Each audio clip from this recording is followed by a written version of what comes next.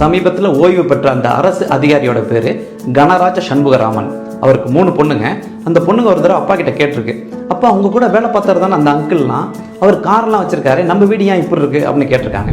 அதுக்கு அவங்க சொல்லியிருக்காரு, எனக்கு இதுக்கு முன்னாடி சம்பளம், இப்போ பென்ஷன், அவ்வளோதாம்மா, எனக்கு வேற எங்கேருந்து கை நீட்ட தெரியாது, நான் நேர்மையாக வாழ்ந்து பழகிட்டேன் அப்படின்ட்டு இருக்காரு. இந்த பொண்ணுங்க ஏன் அப்பா இப்படி இருக்காரு அப்படின்னு முணுமுணுத்துட்டே போயிருக்காங்க.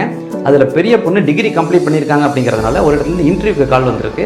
அங்கே போயிருக்காங்க. ஒரு 15 பேருக்கு மேலே உட்காந்துருக்காங்க. இவ்வளோ பேரை தாண்டி எப்படி நமக்கு வேலை கிடைக்கும் அப்படின்னு அவங்க யோசிச்சுட்டு உட்காந்துருக்கும் போது இவங்களை கூப்பிட்டுருக்காங்க.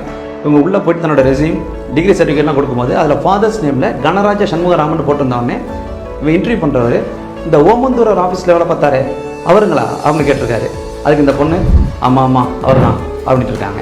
இவர் உட்காந்தவர் டக்குன்னு எந்திரிச்சிட்டு, இந்த கம்பெனி ஆரம்பிக்கிறதுக்கு உங்கள் அப்பா தான் காரணம், நான் பல தடவை அந்த அலுவலகத்துக்கு ஏறி இறங்கிட்டு இருந்தேன், எனக்கு எந்த விதமான முன்னேற்றமும் இல்லை, உங்கள் அப்பா தான் வந்து என்கிட்ட உதவி பண்ணார், உங்கள் அப்பா இருக்கிற இடத்துல வேறு யார் இருந்திருந்தாலும் என்கிட்டேருந்து பல லட்ச ரூபா வாங்கியிருப்பாங்க, அதோட இந்த வேலையை முடிச்சு கொடுக்கறதுக்கு பல வருஷம் ஆக்கியிருப்பாங்க, ஆனால் உங்கள் அப்பா என்கிட்டேருந்து 1 ரூபா கூட வாங்கிக்கல, நான் அவருக்கு எதுவுமே செய்யலைன்னு ரொம்ப நாளாக வருத்தப்பட்டுட்டு இருந்தேன், இப்போ அவரோட பொண்ணு நீங்கள் வந்திருக்கீங்க, நேராக போய் வேலையில் ஜாயின் பண்ணிங்க அப்படின்னாராம். இப்போ தான் அந்த பொண்ணுக்கு தன்னோட அப்பாவை பற்றியும் அவரோட நேர்மையை பற்றியும் உண்மையான மதிப்பே தெரிஞ்சிருக்கு.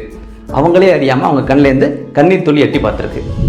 இந்த உலகத்தில் நேர்மைக்குன்னு எப்பயுமே தனி மரியாதை உண்டு. எப்பயுமே நேர்மையாக இருப்போம்.